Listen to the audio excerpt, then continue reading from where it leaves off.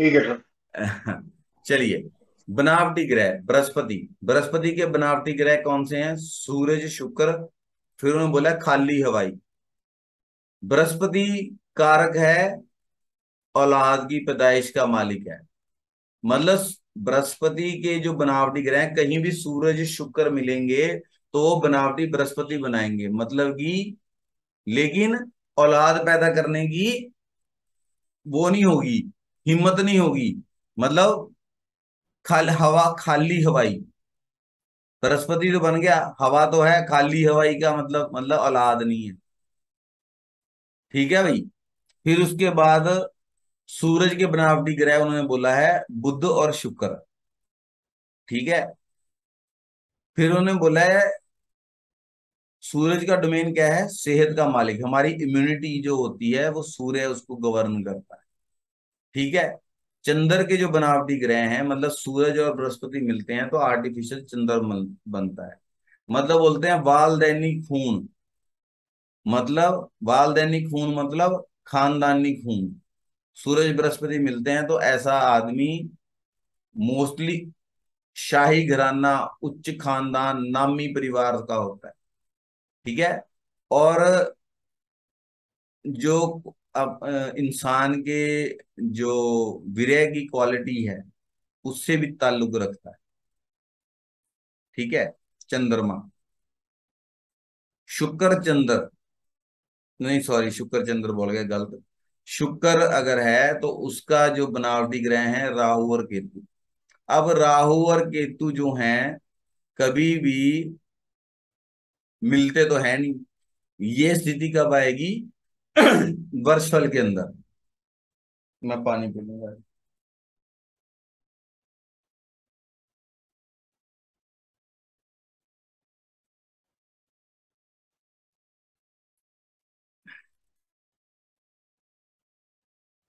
ठीक है जी।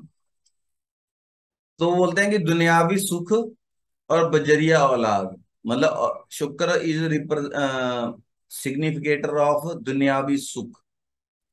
मैंने एक दिन बोला था ना कि शुक्र जो है रिलेशंस की जो क्वालिटी को भी रिप्रेजेंट करता है। दुनियावी सुख, सुख की अनुभूति कैसे होती है? हम हमेशा अपनी जिंदगी में निरंतर क्या कर रहे हैं? हम किसी ना किसी संबंध में है ही है। वेदर वी आर टॉकिंग, वो भी तो एक रिलेशन है ना। हम किसी से कोई बात कर रहे हैं, अकेले तो हम है नहीं।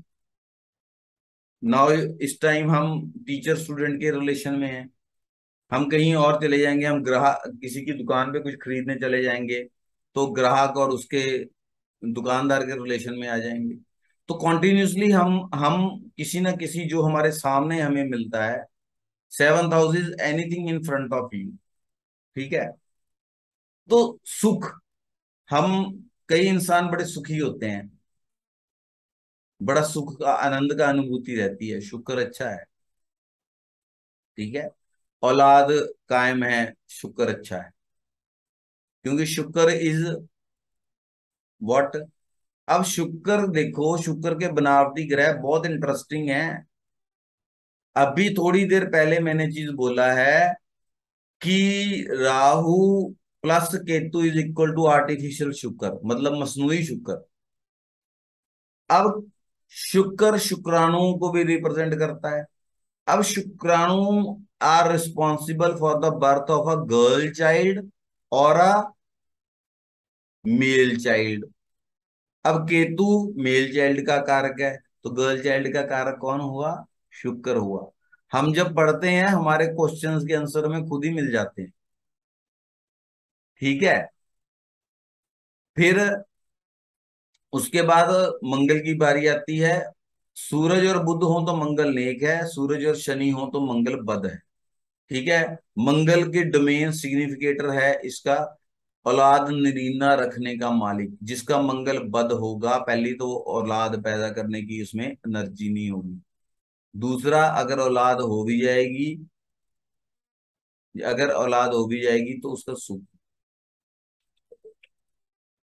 उसको पालन पोषण, क्योंकि पालन पोषण करने के लिए भी एनर्जी चाहिए।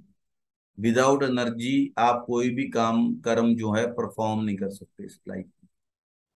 ठीक है। बुध है बृहस्पति प्लस राहु, इज्जत और शोहरत देता है, बुध का डोमेन है। बृहस्पति और राहु मिलेंगे तो इज्जत और शोहरत। वैसे बृहस्पति और राहु का कॉम्बिनेशन अच्छा नहीं माना गया है, आर्टिफिशियल बुध होगा। बुध है फूल, फूल होगा, खुशबू नहीं होगी।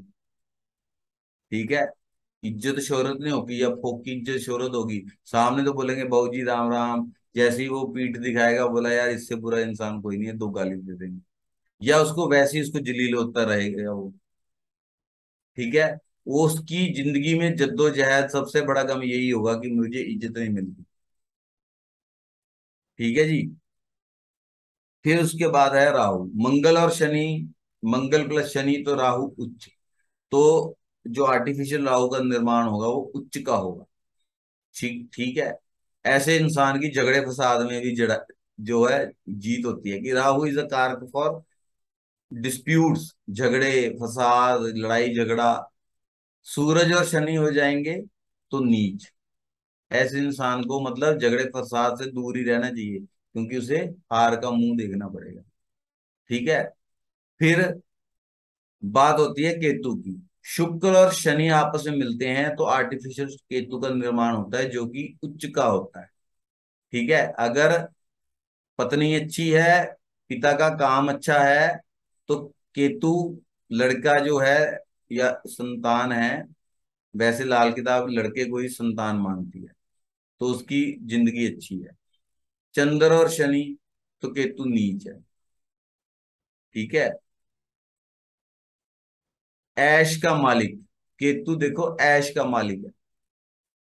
जिंदगी आराम से ऐश प्रस्ती में बढ़िया जिंदगी जीते हुए उसकी निकल जाएगी, अगर उसका केतु अच्छा है। तो इस स्लाइड के साथ ही आज का जो हमारा लेक्चर है वो खत्म होता है, और रिकॉर्डिंग को हम